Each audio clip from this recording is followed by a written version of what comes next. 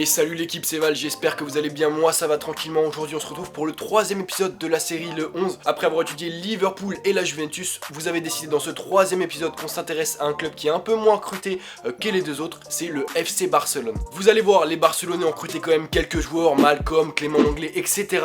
Mais contrairement donc à Liverpool et à la Juventus, très peu de ces joueurs auront une place de titulaire dans le 11. Et donc voilà, ce 11 va pas être ultra différent du 11 de l'année dernière. Après à noter quand même que le départ d'Iniesta a chamboulé pas mal de choses, voilà, notamment au milieu de terrain, et donc ça va changer également pas mal de choses au niveau de la tactique. En effet, alors que l'année dernière Valverde était plutôt habitué à mettre en place un 4-4-2, le départ d'Iniesta et les forces en présence à Barcelone l'année prochaine m'ont fait opter plutôt pour un 4-2-3-1 avec deux milieux centraux, un milieu offensif, deux ailiers et un attaquant central. Au goal classique mais efficace, Marc-André Ter Stegen arrivé en 2016 et au départ remplaçant de Claudio Bravo, l'Allemand a réalisé une saison dernière de très haut niveau, notamment en Liga où il a enregistré 19 clean sheets. Seul Oblak de l'Atlético Madrid a fait mieux que lui. Capable de sortir d'incroyables arrêts réflexes sur sa ligne, la qualité première de Ter Stegen reste cependant bel et bien ses pieds, avec lesquels il effectue des relances chirurgicales et qui lui permettent de participer au jeu barcelonais autant que n'importe quel autre joueur de champ. On se rappelle notamment de cette stat incroyable, c'était en novembre 2016 contre Manchester City, le Barça joue à l'Etihad Stadium et Ter Stegen avait touché plus de ballons que Luis Suarez pendant le match. Les gars, il avait fait même 22 passes de plus que lui pendant le match,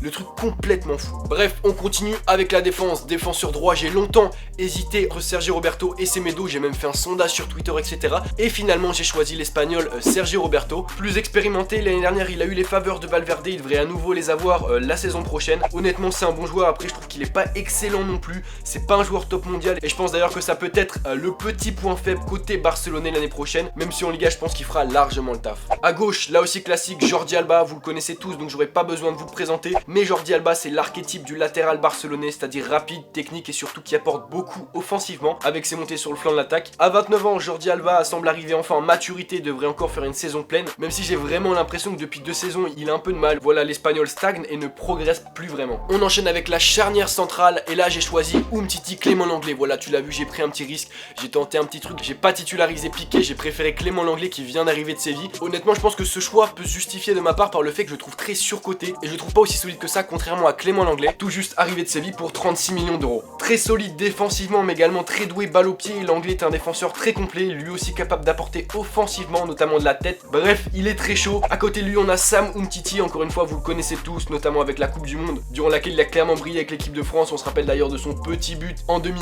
face à la Belgique. Bref, véritable rock, Umtiti semble imbattable dans les duels aussi bien au sol que dans les duels aériens. Et en plus de ses qualités physiques impressionnantes, l'ancien défenseur de l'OL possède une capacité de relance très importante pour un joueur de son poste. Capable de remonter le ballon sur tout le terrain ou presque, Umtiti peut casser des lignes par ses passes dans les espaces, ce qui peut vraiment faire la différence. On l'a donc vu, la défense barcelonaise est clairement solide et notamment la charnière centrale, que ça soit Umtiti, que ça soit Clément Lenglet, même que ça soit Piqué, ça reste quand même très fort. Après je pense qu'au niveau des latéraux ça sera un peu plus faible, voilà, ça sera pas au même niveau que ce qu'on avait vu avec la Juve ou avec Liverpool où c'était vraiment solide. Là pour moi ça va être un peu plus faible, même si ça reste quand même des très bons joueurs. Je pense que ça fera le taf en Liga, mais pour les gros matchs de Ligue des Champions, je vois quand même Sergio Roberto en difficulté. On enchaîne avec le milieu de terrain et là on va voir que c'est vraiment solide malgré le départ d'Iniesta. En effet, milieu central gauche, Sergio Busquets, c'est un joueur que je ne porte vraiment pas dans mon cœur, notamment avec son comportement qui est très vicieux, qui donne pas une bonne image du football, des simulations, etc. Mais il faut reconnaître les gars que c'est un top player.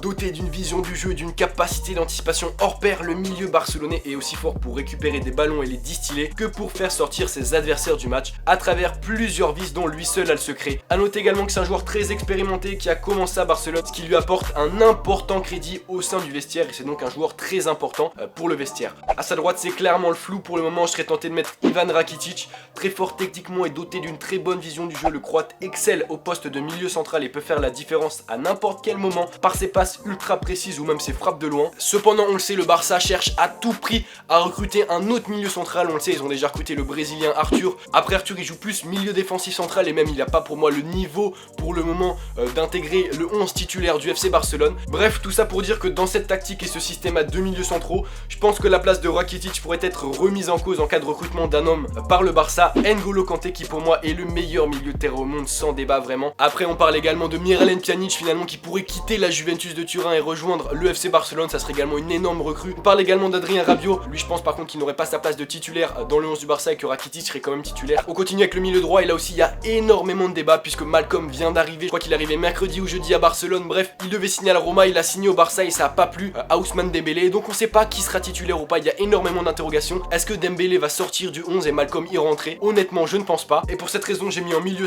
/ attaquant droit le français Ousmane Dembélé. Après une saison dernière compliquée, notamment à cause des blessures, je pense qu'il va faire une grosse saison l'année prochaine. Et avec ses qualités aussi bien techniques que physiques, il peut vraiment faire la diff pour le Barça. Milieu gauche, l'excellent Philippe Coutinho qui a d'ailleurs brillé à la Coupe du Monde avec le Brésil. Technique, rapide, doté d'une frappe exceptionnelle, le milieu barcelonais va être un atout offensif majeur l'année prochaine pour le Barça, notamment en Ligue des Champions qu'il n'avait pas connu avec le club catalan la saison dernière puisqu'il avait joué les matchs de poule avec Liverpool. Bref, il est très chaud. On continue avec le joueur que vous attendiez tous mais peut-être pas à ce poste, Lionel Messi. Voilà, je l'ai placé à ce poste pour plusieurs raisons, mais la principale c'est que l'année dernière Valverde a replacé dans son système Messi plus au centre, et comme je voulais un système avec un seul attaquant central et que pour moi Suarez est indéboulonnable, j'ai préféré mettre Messi en milieu offensif central, sachant qu'il a déjà joué la saison dernière à ce poste et qu'il l'a très bien fait. Bon, comme la plupart des joueurs du Barça, vous le connaissez sûrement, l'un des meilleurs joueurs de tous les temps. On peut se vanter d'ailleurs d'avoir vu jouer Lionel Messi et d'avoir vécu à la même époque que lui. Inarrêtable lorsqu'il est lancé dans ses dribbles. Messi vieillit, mais Messi reste au top niveau. Il enquille les buts et c'est absolument certain qu'il fera encore d'énormes différences la saison prochaine et qu'il faudra compter sur lui.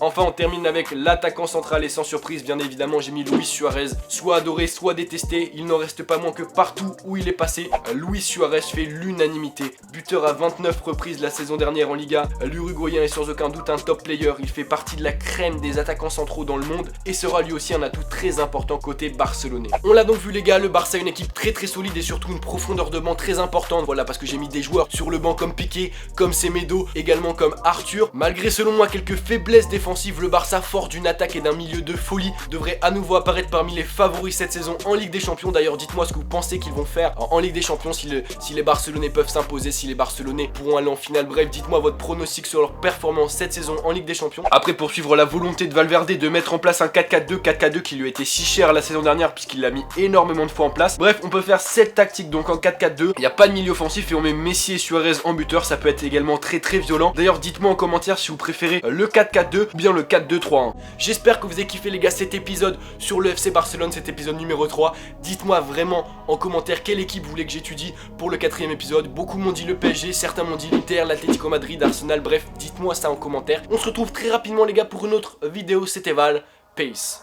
Rien à foutre tes codes 3-2-5, c'est mon pote dans le top, on shoot ton pote 3-2-5, on défonce les portes, c'est le cœur qui parle 3-2-5, j'invente les codes,